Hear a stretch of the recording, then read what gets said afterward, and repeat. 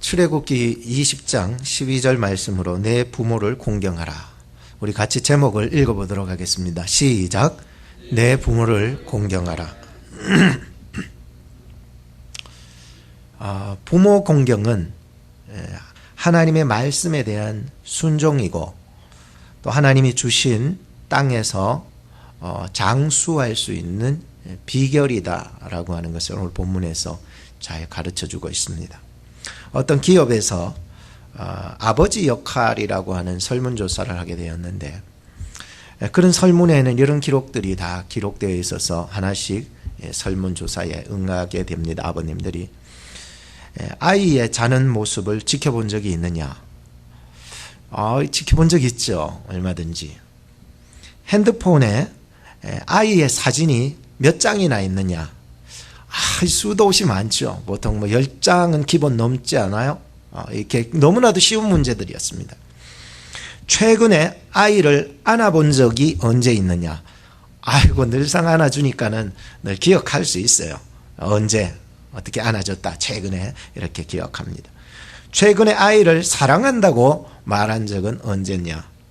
가만히 생각하니까 그때 내가 우리 아이에게 사랑한다고 말한 적이 있었네 하면서 이렇게 설문조사에 착착 진행합니다. 그런데 갑자기 방향이 바뀌었습니다. 아버지께서 좋아하시는 음식은 무엇입니까?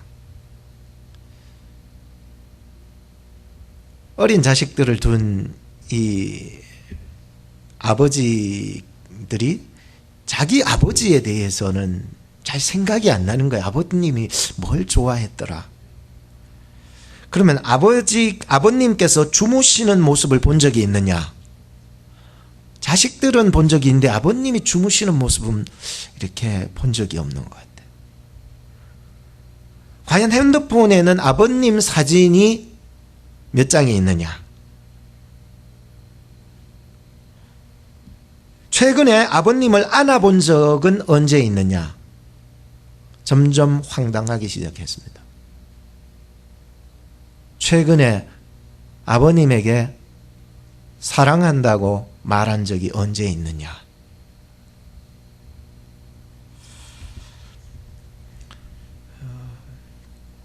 아버지라고 하는 그 노래가 있어요. 거기 노래에 보면은 이런 가사가 있더라고요. 한 걸음도 다가설 수 없었던 내 마음을 알아주기를 얼마나 바라고 바래왔는지 눈물이 말해준다. 점점 멀어져 가버린 쓸쓸했던 뒷모습에 내 가슴이 다시 아파온다.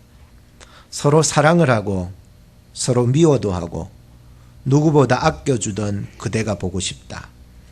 가까이 있어도 다가서지 못했던 그래 내가 미워했었다. 점점 멀어져 가버린 쓸쓸했던 뒷모습에 내 가슴이 다시 아파온다. 아버지를 아버지라고 부르지 못하고 정말로 아버지를 사랑하고 싶은데 사랑할 수 없는 그 거리감 때문에 마음속에는 왜 미워했는지 알 수 없는 마음이 이 속에서 일어나고 있었다는, 너무나도 높고 높은 아버지의 모습이 산과 같았는데 나중에 내가 어른이 되어서 내가 아버지가 되고 보니 그 아버지는 벌써 늙으셨고 야트막한 둔탁 같은 그런 모습이었다. 우리 아버님에게 잘해드려야 하겠다는 이런 마음이 들었습니다. 어떤 회사에 신입사원을 모집을 했는데 면접시험 날이 되어서 사람들이 몰렸습니다. 이것저것 물어봤습니다. 그리고 마지막에 이 심사하는 사람들이 그 남자에게, 신입사원 시험 보는 남자에게 마지막 질문으로 이런 질문을 던졌습니다. 어머니의 발을 씻어 드린 적이 있으십니까? 가만히 생각하니까 자기는 태어나서 어머니에게 받기만 하고 어머니의 발을 한 번도 씻어준 적이 없었습니다. 그래서 없다라고 얘기했습니다. 이것이 당신에게 주는 마지막 관문입니다. 오늘 집으로 돌아가셔서 어머니의 발을 씻겨드리고 다시 오신다면 당신은 이 회사에 입사할 수 있을 것입니다. 이 아들은 공부도 잘했고 배경도 좋고 많은 사회활동을 통해서 업적도 가지고 있어서 좋았으나 어머니의 발을 여태껏 한 번도 씻어드린 일이 없어서 그날 저녁에 집으로 돌아가서 어머니를 기다리고 있었는데 밤늦게서야 어머니가 일을 마치시고 돌아오셔서 어머니, 제가 발을 씻어드리겠습니다. 어머니의 말씀이 됐다. 어머니, 제가 발을 씻어드리겠습니다. 아이, 됐다니까. 아들은 어머니에게 말했어요. 어머니, 오늘 회사에 갔는데 입사시험에서 이게 마지막 관문이었어요. 어머니의 발을 씻겨드려야만이 그 회사에 들어갈 수 있다고 그래요. 어머니께서는 발을 내밀으셨습니다. 그리고 물을 떠오셔서 발을 씻어드리는데 발을 이제 양발을 벗겨서 씻겨드리는데 깜짝 놀랐습니다. 어머니의 발이 이렇게 거칠 줄 몰랐습니다. 마치 나무 껍질과 같았어요. 그리고 발을 계속 씻는데 발가락을 씻는데 신경통으로 발가락이 굽어 있는 것이었어요. 마음이 뭉클했습니다. 마지막으로 어머니 발바닥을 씻겨드리는데 눈물이 와약하게 터진 것이었습니다. 너무나도 찢어지고 갈라진 어머니의 발바닥을 만지면서 그저 울기만 했습니다. 나 실제 괴로움 다 잊으시고 기르실젠 밤낮으로 애쓰는 마음 진 자리 마른 자리 가라니시며 손발이 다닳도록 고생하시네.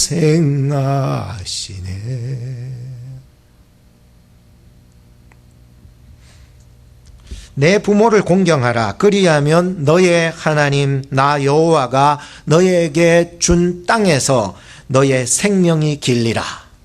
오늘 저는 이 말씀을 여러분들에게 전하고 있습니다. 첫째는 부모입니다. 부모가 잘해야 된다고 생각이 먼저 들었습니다. 부모의 존재가 뭘까? 부모란 무엇일까? 부모는 뭐 한 사람일까? 라고 하는 어떤 그 정의가, 존재에 대한 정의, 개념에 대한 문제들을 제가 먼저 생각을 해보게 되었었습니다. 나는 부모인가? 부모란 무엇인가? 유대인의 속담에 보면 하나님은 어머니의 손을 빌어 사랑을 베푸신다. 독일 속담에 보면 어머니 사랑은 최선의 사랑이고 하나님 사랑은 최고의 사랑이다. 링컨은 말하기를 내가 성공했다면 그것은 천사 같으신 어머니의 덕이다. 루터는 말하기를 우리는 부모를 하나님 다음으로 모셔야 한다. 칼 바르트는 신학자였습니다. 부모는 하나님의 대표자요 대리자이다. 가정행복 심리연구소의 소장으로 계신 이상열 목사님의 그 가정 세미나를 이렇게 들어보면서 그가 부모를 세 가지로 정리를 했습니다. 첫째, 부모는 자녀에게 전능자 신과 같다라고 얘기를 하게 되었습니다. 참 어떻게 돌아보면 어떻게 부모라고 하는 존재가 내 자신을 보면 완전치 못하는 불완전체인데 늘 미숙함에 살아가는 존재인데 자녀들이 생각할 때에는 부모라고 할 때의 부모는 마치 부모님은 전능자 신과 같아 보이는 거예요. 하늘이 없는 땅이 없듯이 부모가 없는 우린 존재할 수가 없습니다. 하나님께서 말씀으로 천지를 만드셨듯이 부모님은 말 한마디로 자식을 만들어가는 것입니다. 둘째는 부모는 자녀에게 거울과 같다라고 했습니다. 교육학자들은 사람이 자라날 때에 그 인격이 6세 전에 완성이 된다고 했습니다. 보고 배우는 것이 부모를 통해서 인격이 완성이 되는 것이라는 것이죠. 그래서 부모는 마치 거울과 같은 거예요. 자녀들이 부모를 보고 엄마의 모습을 보고 아빠의 모습을 보고 인격이 완성이 되어 간다는 거예요. 그러니까 부모님은 뭐와 같다고요? 거울과 같다라고 얘기를 하는 거예요. 거울을 다 보시잖아요. 그런데 이 깨끗한 거울로 보여줄 때는 모든 것이 깨끗해 보여서 마치 그 대인의 관계들, 사람과 사람과의 관계들이 아름다워지고 또 앞으로 결혼의 관계도 굉장히 아름다워진다라고 하는 것입니다. 그런데 깨진 거울이나 너무 더러운 거울이 있을 때에는 그의 인생도 마치 굉장히 좋지 않게 망가져 부서져 가고 있다라고 하는 것을 알 수 있다라고 하는 얘기였습니다. 과연 나는 자녀에게 어떤 거울로 비춰 보여지고 있습니까? 셋째는 부모는 자녀에게 그림을 그리게 하는 존재라고 했습니다. 자녀들은 도화지에다가 그림을 그릴 때에 부모는 자녀를 그림을 그리게 하는 그런 모든 상황들이 되는 것이 부모라는 거예요. 부모를 보면서 그림이 그려지는 거예요. 부모의 그 결혼 생활이 행복하면은 자녀들은 그 결혼 생활을 아름답게 행복하게 그리는 거예요. 그러니까 이거는 보여지는 그림이 아니고 앞으로 그려지는 것을 말해주고 있죠. 그리고 맨날 부모님들이 집에서 싸움을 하면은 자녀는 그 결혼에 대한 그림을 먼 나라 동화처럼만 만들어가게 되는 거예요. 그러니 이 부모라고 하는 것은 이 소장님이 얘기하셨던 것과 같이 자 부모는 전능자 신과 같이 뭘 우리는 완전치 않지만은 최선을 다해서 몸부림치며 완전해지려고 노력은 해야 된다는 거죠. 둘째는 거울과 같다라고 했죠. 마치 나를 통해서 아이들이 비춰 보여지는 모습이 무엇일까? 더럽고 추악하고 깨어진 나의 모습으로 비춰지지 않기를 원하는 깨끗한 거울이 되었으면 하는 것. 셋째는 뭐예요? 그림을 그리게 한다는 거예요. 자녀로 하여금 앞으로의 결혼 생활에 아름다운 꿈을 꾸게 되는 거예요. 엄마 아빠 보니까는 난 결혼하고 싶은 마음이 없다라고 생각해버리면 큰일이잖아요. 며칠 전 인터넷 신문에서 제가 보다가 이런 글을 보았습니다. 내 아이도 아닌데요 하면서 식당에 아이를 버리고 도망간 20대 부부. 여러분 혹시 보셨는지 모르겠지만은 아버지는 24살이고 어머니는 22살이었습니다. 너무 일찍 결혼해도 이런 미숙함이 있을 것 같기도 해요. 물론 일찍 결혼한다고 해서 다 미숙한 건 아니지만 24살 먹은 아버지와 22살 먹은 어머니가 두 아이가 있었습니다. 일찍도 결혼했나 보네요. 식당에서 밥을 먹고 아버지가 먼저 후다닥 나가버리더랍니다. 그리고 잠시 후에 또 어머니도 그 밥을 먹고는 나가버리더랍니다. 그런데 아이들만 거기에 방치되어 버렸습니다. 4시간이 지났는데도 부모님들이 찾아오지 않자 식당 주인께서 경찰에다가 신고를 한 것입니다. 신고를 받은 경찰이 와서 보니까는 이 아이 둘만 여기서 버려놔 놓고는 부모님이 안 보이니까 아이들에게 물어보고 수소문을 해서 이 아버지의 전화번호를 알게 됐습니다. 그리고 아버지에게 전화를 한 것입니다. 여기 무슨 경찰서인데요. 누구누구 아버지 맞습니까? 라고 하니까 예, 맞습니다. 그 애들 지 엄마한테 맡겨놨어요 하면서 전화를 끊어버리더라는 거예요. 그리고는 어머니한테 다시 연락을 했습니다. 이런 아이가 당신의 자녀입니까? 라고 말했습니다. 그러니 어머니가 참 희한하더라고요. 하는 말이 다른 사람으로 착각한 것 같아요. 그 아이들은 내 아이가 아니에요 하면서 끊어버리려고 한 거예요. 끊어버리려고 하는 찰나에 경찰이 이 한마디를 했어요. 당신들은 아동 유기죄로 체포될 것입니다.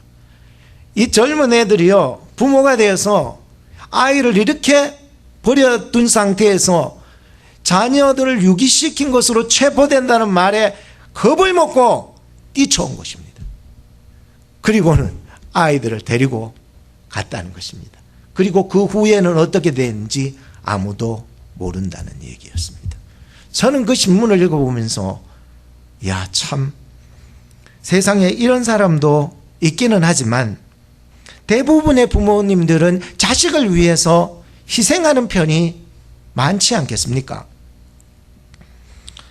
배우 오미연이라고 하는 여인이 있는데 CF 촬영을 끝내고 집으로 오던 중에 어떤 사람이 음주를 너무 많이 해가지고 음주 차량이 자기 차를 박아버린 거예요. 그러니 이 여자가 음주 차량에 받쳐서 12주 부상이, 전치 12주 부상이 딱 걸려버린 거예요. 그러니까 이 배우 오미연 씨가 자기 상태를 보니까 엉망이 다 됐어요. 다리도 끝장났고, 뭐 완전히 뭐 늑골 갈비뼈 쪽이 완전히 어그러지고 얼굴도 찢어져서 600바늘을 꿰매야 된다는 거예요. 600바늘. 그리고는 그 코도 절단이 난 거예요. 배우인데, 모델인데. 배우고 CF 모델도 해서 찍기도 하는 그런 여자인데 말이죠. 수술은 해야 되는데 의사가 자꾸 수술하자니까 망설여지더래요. 왠 줄 아세요? 이 뱃속에 4달 된 아기가 배 안에 들어있었던 거예요. 수술을 하려면은 전신 마취와 약을 써야 되는데 그렇게 되면은 이 아이에게 치명적이라는 게 의사가 하는 말이 아이를 선택하실 것입니까? 당신 몸을 선택하실 것입니까? 이 여자는 망설여졌다는 거예요. 그리고는 선택을 합니다. 누구를 선택했을까요? 아이를 선택한 것이었습니다. 그리고는 마취를 하지 아니하고 얼굴을 꼬매는데 그 고통을 다 감수했어야만 했다는 것이었습니다. 부모는 주님의 마음을 본받아 살아나갈 때에 후회가 없는 인생이 되리라 생각을 합니다. 두 번째는 공경입니다. 자녀들은 부모를 귀하게 섬겨야 되는 것이 공경이라는 뜻입니다. 공경의 뜻은 두 손을 일단 딱 모으고 공손하게 섬겨드리는 거예요. 공손하게 이렇게 공손하게 섬겨드리는 이게 부모를 공경한다는 것은 두 손을 딱 모으고 공손하게 섬겨드리는 것이라. 사람의 몸속의 기관으로 뜻하자면은 그 어원에서 나온 그 말은요, 사람의 몸으로 말하자면 그것은 간이나 내장과 같은 것이다라고. 여러분, 간 없으면은 어떻게 되죠? 여러분, 내장이 없으면 어떻게 되죠? 마치 부모님을 공경하는 것은 내 속에 있는 간과 내장을 소중하게 여기듯이 여겨야만이 그게 공경이라는 뜻이라는 것입니다. 부모 공경을 이렇게 귀하게 여기라는 뜻으로 지금 공경이라는 단어를 쓰고 있는 것입니다. 자식 사랑은 있어도 부모 공경은 점점 없어지는 시대인 것 같습니다. 이때에 우리는 오늘 1년에 1차 5월달 어버이날을 이렇게 정해가지고 이렇게 섬기는 건 참 감사한 일이라고 생각해요. 왜 이런 거를 그냥 공식적으로라도 지정해서 없으면 더 잊어버리니까 공식으로라도 지정을 해서 이때를 어머니를 기억하자, 아버지를 기억하자, 부모님을 귀하게 여기고 공손하게 그분들을 섬겨나갈 수 있는 마음을 이때라도 제발 좀 기억하라라고 하는 하나님의 명령이었다는 거예요. 이거는 뭐 윤리적인 차원을 뛰어넘어서 하나님의 명령을 순종하느냐 안 하느냐의 문제가 첫 번째 걸려 있다는 거예요. 부모 공경요, 뭐 윤리적으로 뭐 도덕적으로 맞지만 하나님의 말씀에 순종하는 명령이었다는 거예요. 왜? 하나님의 말씀에 순종하면 몇 대까지 천을 받아요? 1000대까지 복을 받아요. 이건 우리에게 하나님이 주신 명령은 우리로 하여금 잘 되게 하시기 위해서 주신 하나님의 명령의 말씀이었거든요. 안 되라고 주신 말씀은 아니에요. 어느 날 젊은 부부가 밭으로 일 나가면서 아침에 일찍 이 아이를 잠에서 깨워서 밭으로 데려가기 어렵잖아요. 그러니까 늙으신 시아버님 옆에다가 눕혀놓고 이제 일하러 갔어요. 실제적으로 있었던 거죠. 갔어요. 밭에 열심히 일을 하는데 중간에 이제 어머니가 좀 돌아왔어요. 돌아와 보니까는 이 아이가 시아버님이 그만 잠결에 이불을 이렇게 감싸면서 이 손자 녀석의 얼굴에다 덮으면가지고 질식사를 시킨 거였어요. 이 광경을 보게 된 이 어머니가 깜짝 놀랐습니다. 며느리가 난리 난 거예요. 이럴 수가 있나 뭐 이렇게. 근데 이 며느리는 조용히 아버님 깰까봐 자식만 몰래 들쳐업고 남편에게 갔대요. 남편에게 또 가더니 남편이 이 질식사 있는 걸 이제 알고는 야 이놈의 자식아, 네가 부모를 걱정시켜드린 이 나쁜 놈아 하면서 볼태기를 때려버렸다는 거예요. 그렇게 볼태기를 한 대 탁 맞고는 다시 숨이 돌아왔다는 거예요. 어찌 부모님을 이렇게 걱정시켜드린 볼태기를 때렸다. 그리고 그것이 이제 동네 방네 소문이 나가지고 사람들이 그 동네를, 한국에도 가만히 있어요, 효자동이라고 들어보셨나요?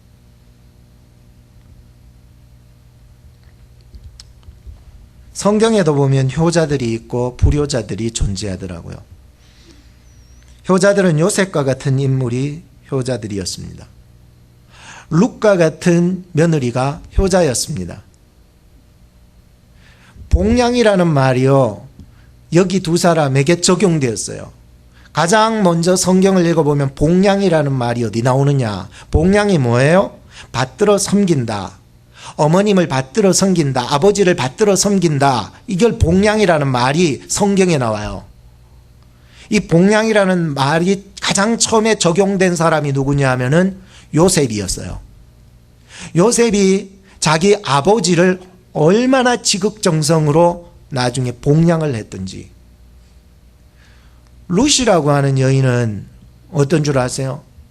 정말로 자기가 어머니의 하나님이 나의 하나님이고 어머니의 백성이 나의 백성이라고 해가지고 자기 어머니가 사시던 고향 땅으로 들어가서 정말 오늘날로 말하면 깡통 주워가면서 어머니를 복량한 사람이에요. 하나님이 축복해 주실까 안 해주실까? 요셉과 룻의 축복은요, 우리가 말하면 잔소리예요. 엄청난 축복을 받았습니다. 그런데 성경을 보면 불효자도 나옵니다. 어떤 사람입니까? 엘리 제사장의 두 아들 홈니와 비나스. 성경에는 불량자라고 표현하고 있어요. 불량자. 하나님을 알지도 아니했다라고 얘기하고 있어요. 아버지나 잘 믿으세요. 나는 내 뜻대로 이 불량자예요. 하나님을 알지 못하는 자, 불량자라는 표현을 했어요, 성경에는. 또 어떤 사람이 있습니까? 다윗의 아들 압살롬. 아버지를 죽이려고 그렇게 쳐들어와가지고, 그런데 나중에 압살롬이 죽었을 때 아버지가 어떻게 돼요? 슬퍼 눈물을 흘리며 내 아들을 앞서 자기 죽이려고 했고 자기를 왕궁에서 쫓아내버렸던 그 아들을 들고는 그렇게 울고 그게 아버지 마음 같아요. 어찌 우리가 아버지의 마음을 다 따라가겠습니까? 아버지는 그저 귀하게 섬김을 받아야 될 존재라고 말할 수 있기 때문인 것입니다. 출애굽기 21장 15절에 보면 자기 아비나 어미를 치는 자는 반드시 죽일지니라. 출애굽기 21장 17절 말씀에 보면은 그 아비나 어미를 저주하는 자는 반드시 죽일지니라. 신명기 21장 18절에서 21절 말씀에 보면은 사람에게 완악하고 패역한 아들이 있었는데 그 아비와 어미의 말을 순종치 아니하여서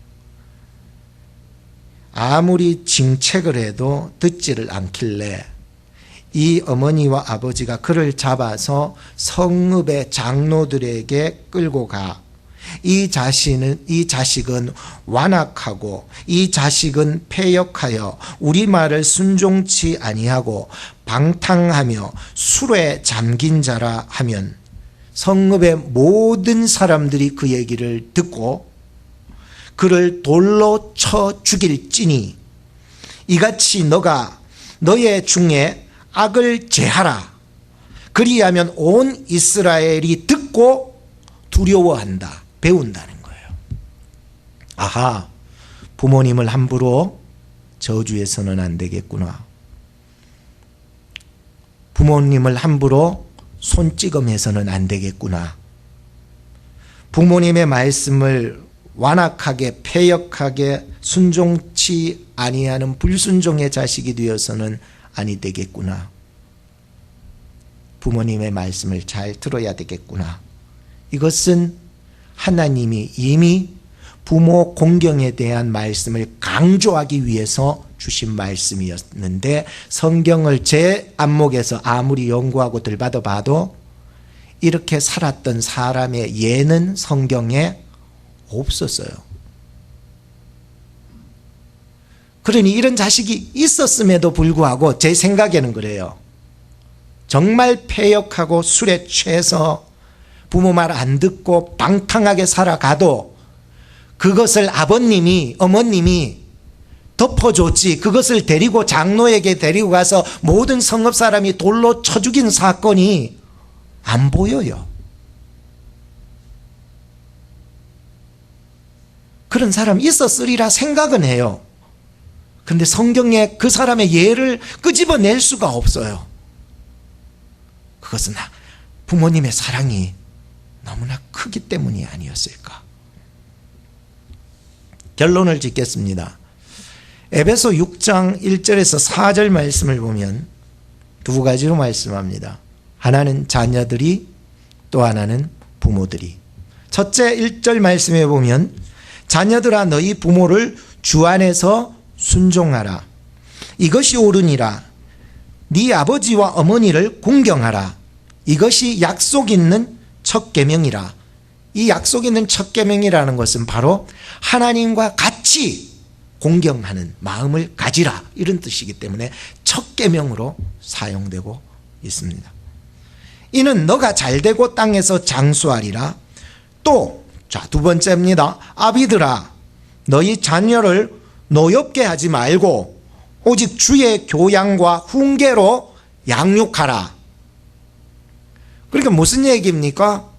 자녀들이 부모를 순종하되 주 안에서 순종하고 공경해야 되는 것, 그것이 내가 잘되고 내가 장수하는, 이 장수라는 생명도 하나님 안에서의 영원한 생명의 신앙적인 의미죠.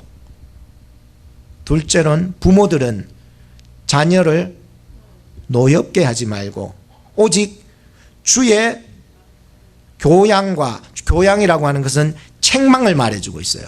교양과 훈계로 대화를 말해주고 있어요. 책망과 채찍과 대화로 양육을 하라. 오냐 대화로만 풉시다. 그게 아니거든요. 어쩔 때는 채찍도 주시고 뭐라 그러기로 하잖아요. 자식들 그리 안 키웁니까? 그만 오냐만 키웁니까? 그건 아니잖아요.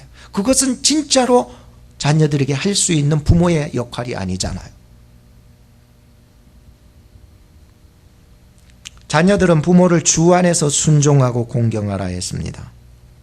부모들은 자녀를 노엽게 하지 말고 주의 교양과 훈계로 오직 양육하라라고 말씀했습니다.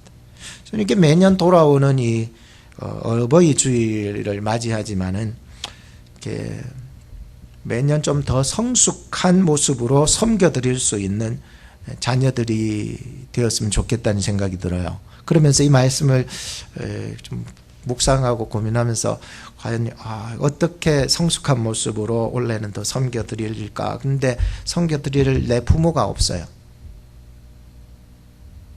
이제 내가 성숙해 보니까 너의 부모가 없는 거예요.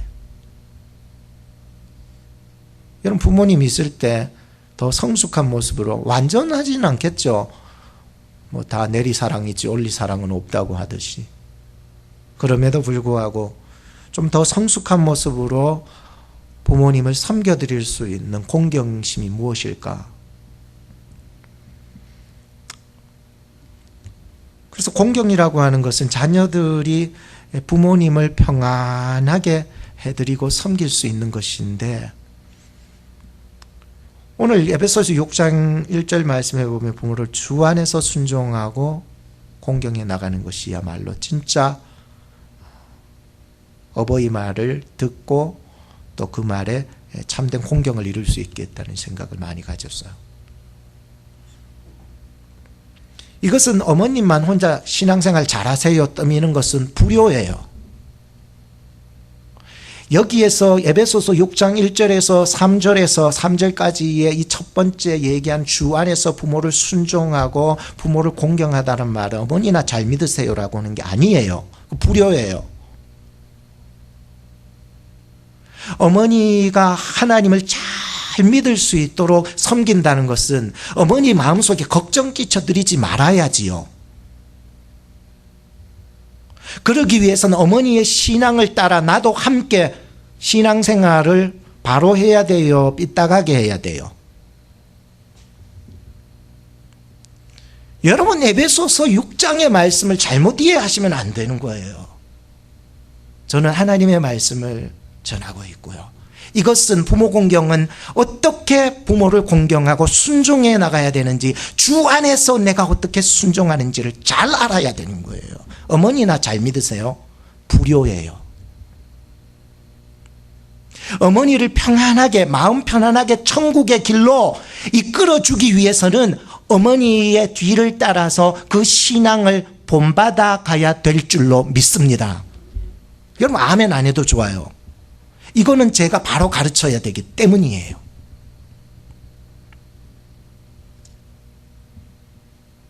그러므로 자녀들은 어머니나 잘 믿으세요라고 하는 것은 불효라는 거예요. 이 불효는 하나님 앞에 대가 끊어져요. 어머니가 믿은 그 하나님이 누구의 하나님? 나의 하나님. 이것이 가장 먼저 이루어져야 된다는 거예요.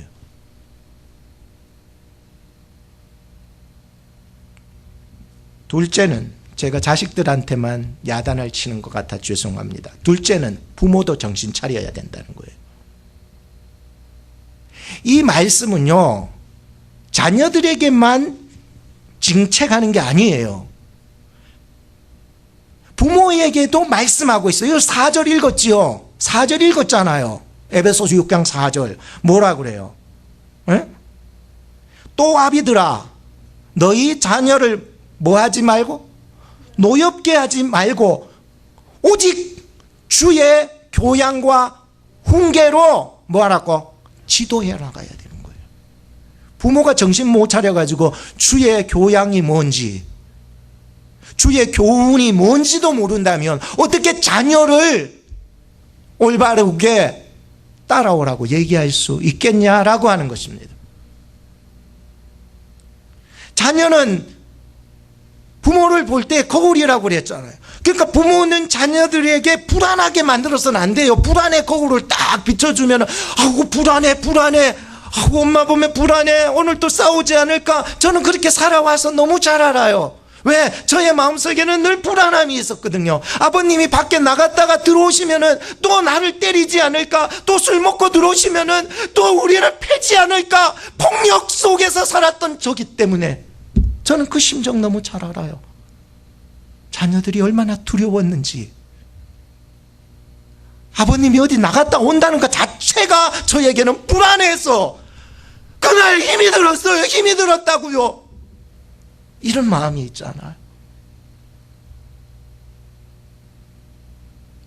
오늘은 때리지 않으실까? 오늘 아침에 일어나서 부엌칼이 한국에는 이만하잖아. 시퍼런 칼을 휙 갈아가지고 검은 칼 그거를 들고 사람 죽이려고 쫓아올 때 얼마나 두려웠는 줄 아세요? 제가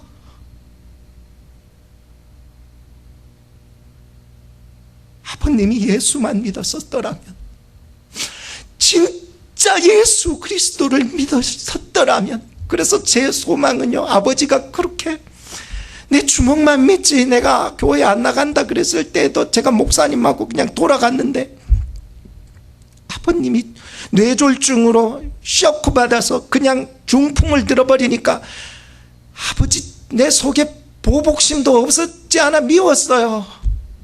그런데 제 하나의 소망이 뭔 줄 아십니까? 가장 먼저 소망, 아버지가 예수만 믿어준다면 나를 그렇게 위협하고 불안하게 하고 때리고 폭력을 썼던 모든 것들이 잊혀지는 은혜를 저에게 주시는 거예요. 아버지 나랑 같이 기도원 가서 기도해요.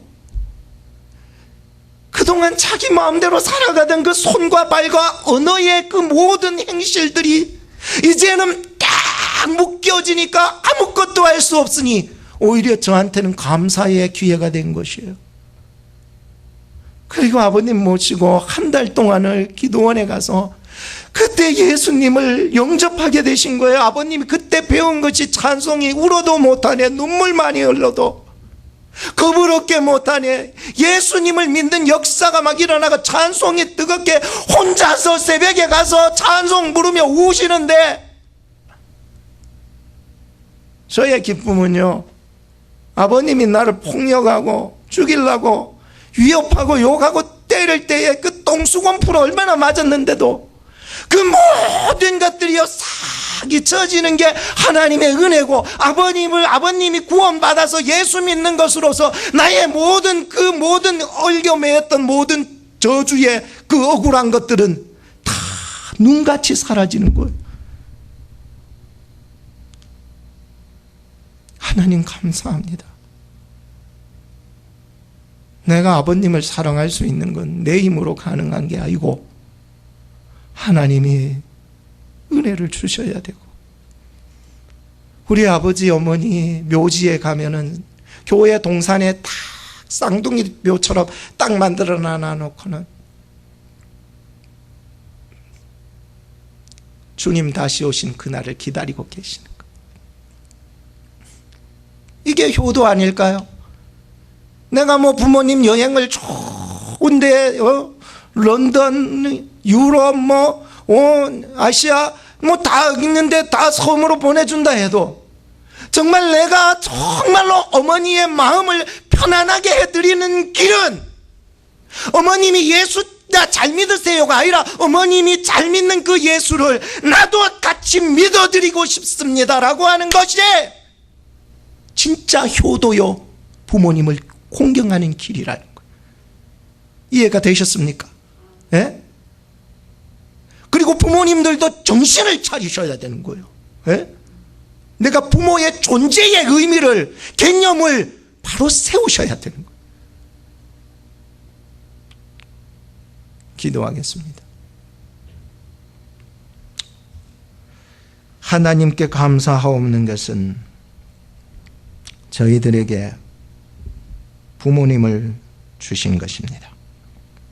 부모님을 주 안에서 마음 평안히 모셔드리게 저희들에게 이 믿음을, 말씀에 대한 믿음을 확실하게 주시옵소서.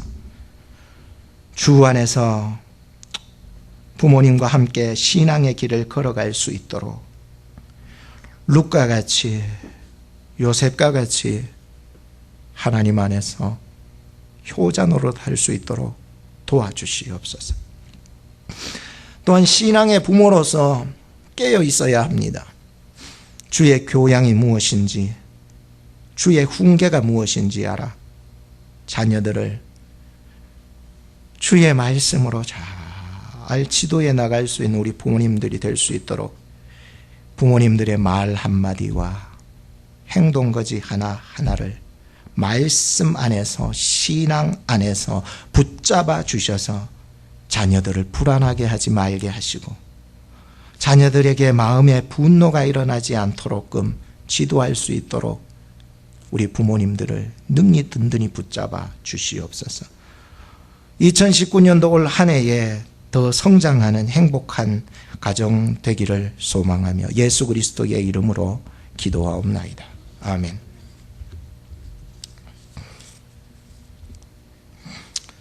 우리 찬송가에는 없지만은 이 주보 안쪽에 있는 이거는 원래 지금 찬송가에는 없어요. 그렇지만 이거는 원래 어린이 찬송가였었어요. 근데 요거를 이제 부르기 전에 우리 청년회에 나오셔서 잠깐 청년회 가는 우리 청년들을 위해서 시간을 갖도록 하겠습니다.